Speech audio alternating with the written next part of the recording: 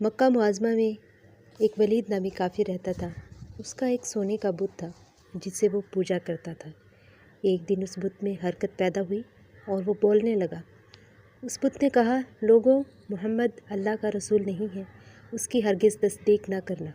معاذ اللہ۔ ولید بڑا خوش ہوا اور باہر نکل کر اپنے دوستوں سے کہا، مبارکباد، آج میرا معبود بولا ہے اور صاف صاف اس نے کہا ہے کہ محمد اللہ کا رسول نہیں ہے۔ یہ سن کر لوگ اس کے گھر آئے تو دیکھا کہ واقعی اس کا بت یہ جملے دہرا رہا ہے۔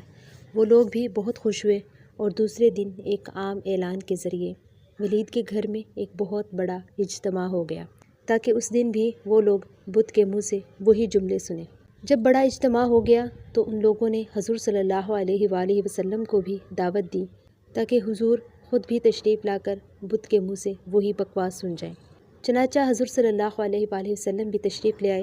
جب حضور تشریف لائے تو بت بول اٹھا، اے مکہ والو، خوب جان لو کہ محمد اللہ کے سچے رسول ہیں، ان کا ہر ارشاد سچا ہے اور ان کا دین برحق ہے۔ تم اور تمہارے بت جھوٹے، گمراہ اور گمراہ کرنے والے ہیں۔ اگر تم اس سچے رسول پر ایمان نہ لاؤ گے تو جہنم میں جاؤ گے۔ بس عقل مندی سے کام لو اور اس سچے رسول کی غلامی اختیار کر لو۔ بت کا یہ واز سن کر ولید بڑا گھبرایا اور اپنے معبود کو پکڑ کر زمین پر دے مارا اور اس کے ٹکڑے ٹکڑے کر دیے۔ حضور صلی اللہ علیہ وآلہ وسلم فاتحانہ طور پر واپس ہوئے تو راستے میں ایک گھوڑے کا سوار جو سبز پوش تھا حضور سے ملا۔ اس کے ہاتھ میں تلوار تھی جس سے خون بہہ رہا تھا۔ حضور نے فرمایا، تم کون ہو؟ وہ بولا، حضور، میں جن ہوں اور آپ کا غلام اور مسلمان ہوں۔ جبل طور پر رہتا ہوں۔ میرا نام معین بن عبر ہے۔ میں کچھ دنوں کے لیے کہیں باہر گیا ہوا تھا۔ آج گھر واپس آیا تو میرے گھر والے رو رہے تھے۔ میں نے وجہ دریافت کی تو معلوم ہوا کہ ایک کافر جن جس کا نام مسفر تھا وہ مکہ میں آ کر ولید کے بت میں گھس کر حضور کے خلاف بکواس کر گیا ہے اور آج پھر گیا ہے تاکہ پھر بت میں گھس کر آپ کے متعلق بکواس کرے۔